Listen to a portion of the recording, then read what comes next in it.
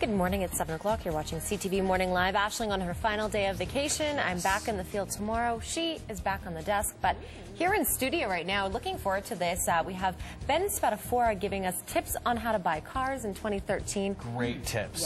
Yeah. Look forward to that. And New Todd? cars. New cars. I'm in the market for something like 1920 to 1930. Oh, of course you are. I don't know if you can do any financing. To add to your 15-car collection. It's the one thing already. I don't have, and I need one now. Now we're checking in with Jefferson with some great tips if you're in the hunt for a new car this year. Yeah, absolutely. And these tips could save you just a ton of money. Ben Spatafora is the National Director of CarCostCanada. We'll talk about what exactly that is. Thanks for coming in, Ben. I appreciate it. Thank you for having me here. Let's get through these tips because they're all great. And I want to start with the first one, which is, I guess, getting a bit with the times and making sure you use all the access online to the best of your ability. Take us through that. Sure. So an informed consumer is always going to make the best decision. And it should be on two fronts. One is on product, and many of the manufacturers have excellent websites that tell you about their products and the various options and that sort of thing. But also on a pricing model, you should always use a CarCostCanada wholesale price report. That price report really allows you to make that best decision because it has costing information, non-advertised incentives, leasing rates, and many times dealer referrals. How much has the advent of sort of all of that information online, how much has that changed the industry?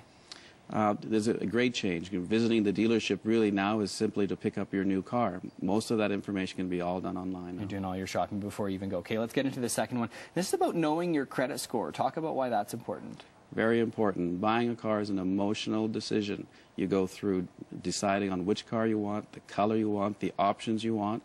And many of the manufacturers have excellent rates these days, 0%, 2%.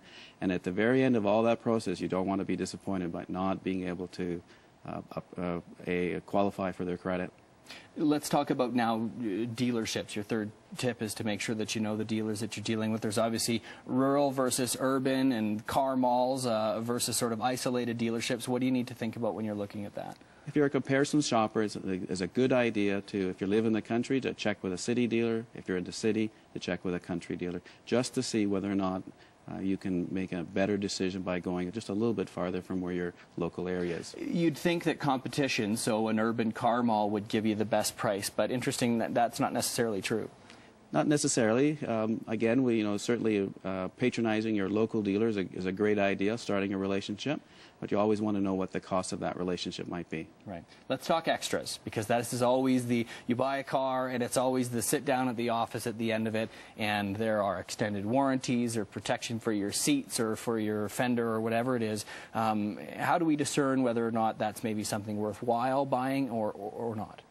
Sure, those things are personal decisions, but again, you must be informed. In other words, if you're going to be buying an extended warranty, make sure it applies to you. If you're going to buy some of these accessories, make sure that they're not a great premium over above where you could buy them aftermarket. And you make an interesting point about an extended warranty, for instance. You don't necessarily have to buy that up front.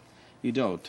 You can buy that warranty before the current manufacturer's warranty expires, so that you can make that decision a little bit later if your circumstances changes. Okay. Let's talk about trading in. There's always the thought that you can probably get more if you put it in a buy and sell and do it privately. Is that your advice, or can you sometimes get the decent deal from the dealer? Well, true. The dealers do have a profit motive, so when they're taking your trade-in, they want to buy it for less rather than more. But again, if you're informed and if your car is in tip-top shape, you'll be able to get a better value for your car. As well, there could also be a sales tax savings as to when you trade it in. Last tip, and this might seem like common sense, but take it for a test drive. That's important. It is. We're all different shapes. Some of us are tall, some of us are short. You're going to be living with that car for some time. It may not fit in your driveway, so you certainly want to take it for a test drive to see that it fits what you want for that car to be. We got through all our tips. I want to throw in one more thing, and that's timing. End of the month, end of the year, any time of year that you can get a better deal? Certainly there are seasonal times, so the end of the year is a great time, but also during the month, it's always better to start that process a little bit earlier rather than rushing in at the very end with everyone else. Great information, Ben. Certainly appreciate you coming in to share it with us. It has been Spatafora, the National Director of CarCostCanada.